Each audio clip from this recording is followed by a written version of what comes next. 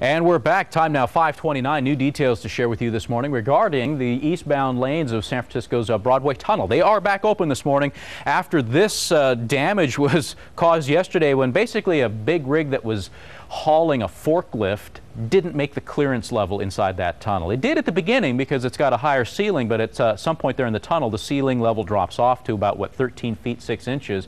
And the load on the back of this big rig was just too tall for that. And you can see it scraped the top of the tunnel, knocked off a bunch of tiles, destroyed a few of the ceiling lights there, and that's what caused the tunnel to be shut down for so long yesterday. But obviously they've got that big rig out of there, and they've made enough repairs to the ceiling that they say it's safe enough for cars to travel through there. In fact, it was about 9:45 last night they made that call. So if you use the Broadway Tunnel as part of your commute, as a lot of folks coming in from the North Bay do, you can use it today. The tunnel has reopened. And on that note, let's get over to the traffic desk right now, where George Rask is keeping an eye on all things commute related. Hey, George. Good morning, James. Yeah, so far looks like a good commute for Ace Train, Barton County, and heading across the Carquinez Bridge into Crockett. Smooth traffic, no backup, no delays. James? All right, thank you very much, George. Now on to the latest coming out of Sacramento this morning, where state lawmakers, as we've been telling you, pulling an all-nighter right now to try and get a set of bills to pass here that would close California's projected $26 billion budget deficit. These are live pictures coming out of the Capitol this morning, where you can see lawmakers debating back and forth, stepping up to the podium, trying to convince their fellow lawmakers to vote one way or the other. We're tracking it, these live pictures coming in off the internet. Now, there was one bill that was passed already that does make deep cuts to higher education. College grants as well, healthcare programs like welfare affected by this. State prisons, too, have seen money slashed from their budgets already. Monday, as you might recall, the governor came out with top lawmakers saying they had reached a budget compromise, and now, of course, it goes to the full body of lawmakers here to get all of that approved. And joining us on the phone this morning is Stu Wu of the Wall Street Journal. He's actually in Sacramento following the latest developments out of there this morning. Good morning, Stu. Hey, good morning, James. So, great to be on. I apologize if I'm incoherent because I've been up all night with the senators and the assemblymen and all their stuff. No need to apologize. Everybody's burning the midnight oil on this one, and obviously the hope is they'll get something passed. So what have you learned so far as you've been watching what's been going on there? Well, the legislative leaders said they were committed to getting this done last night, which I guess includes the wee hours of this morning as well. But slowly and surely, the bills are getting passed. Now, it's a package that closes a $26 billion problem. But what you have to realize is that there are 31 bills that make up this passage, and the Assembly and the legislature has passed more than half of them right now. But there are still a couple of controversial ones that have yet to be passed. Right now, the state Senate's debating a bill that would allow new offshore oil drilling off the Santa Barbara coast, and that's something that Democrats have opposed for a very long time. So we'll see what happens. And the other bill, actually, that's been drawing a lot of criticism from the Republican side is that one that would release prisoners early, or so they've been saying. What's the latest with that one? What do we know? A couple of days ago, the Assembly Republicans threatened to withdraw their support of the budget deal if the final package did include early release of prisoners. Now, the governor came out and said there was a misunderstanding and that they could achieve the cost savings in prisons without releasing prisoners. So that's something that they're going to vote on later. They're going to agree to the cuts in prisons, but they're going to finalize the details of that next month in August. So Republicans are hoping that no prisoners will be released. Okay, so they've actually taken that out of consideration for what they're doing right now on the chamber floors. That's correct. Okay. And so, I don't know, you say they're about halfway through now. What's the likelihood they'll get through all of it, today? Could we see something resolved by today? They're more than halfway through. The Senate, in fact, only has a handful of bills left to approve, while the Assembly members are still meeting, still have more to do. I've talked to staffers.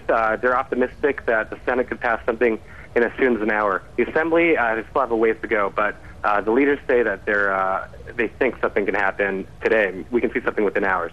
Okay, interesting. And have both sides been fairly cordial in the back and forth exchanges this morning, or have there been some grandstanding and statements of we cannot let this particular bill pass, or have they everybody been pretty much cooperative? They've been pretty cooperative, but there has been some of that. The Democrats have gone up and said they wanted to protect their core values. The Republicans have done the same.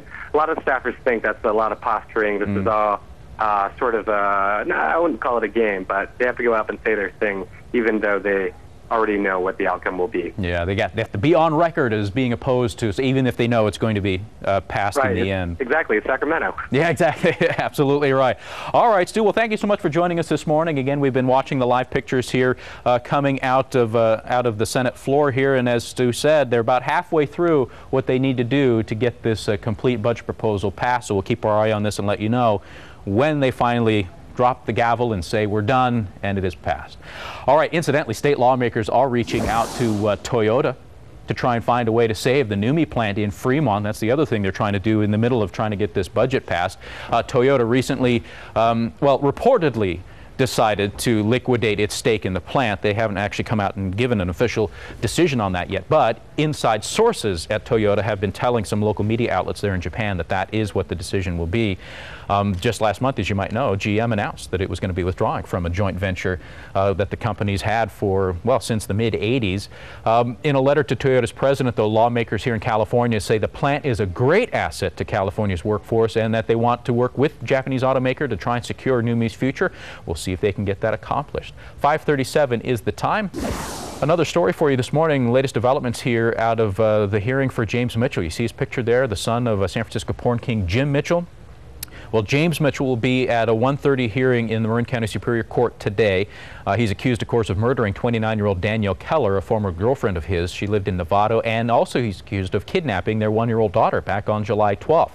Mitchell had an earlier arraignment hearing, didn't enter a plea then. We'll look to see if he enters one today. And also at 9 this morning, there'll be a hearing by attorneys for that man right there, former BART police officer Johannes Messerly. His lawyers are going to be asking that a murder charge for the shooting death of Oscar Grant back on New Year's Day be dismissed because the judge in Messerly's preliminary hearing allegedly made legal errors. That's their claim. Messerly won't be in court today, just his lawyers. All right, at 5:38, let's get over to the weather desk now and say good morning to Evelyn and find out what the forecast has in store. Hey, Ev. Good morning, James. Well, the forecast, as you probably guessed, pretty much the same old. Dealing as we head into Saturday, Sunday, Monday. Still warm on Tuesday, then we cool it down once again. James? Very good, Evelyn. Thank you much. And at 5:40 now, we're going to take a quick break, but we'll be back with more in just a minute, so stay with us. We do want to go outside, give you another update here from Albany. This is Interstate 80 through Albany. Those taillights are headed westbound down into Berkeley. You're looking at the Golden Gate Fields perspective here. That's in the background. So far, so good. Traffic beginning to build a little bit, but we'll hope for a Friday light commute. We'll have George up in a moment with a full look at it. We'll be right back.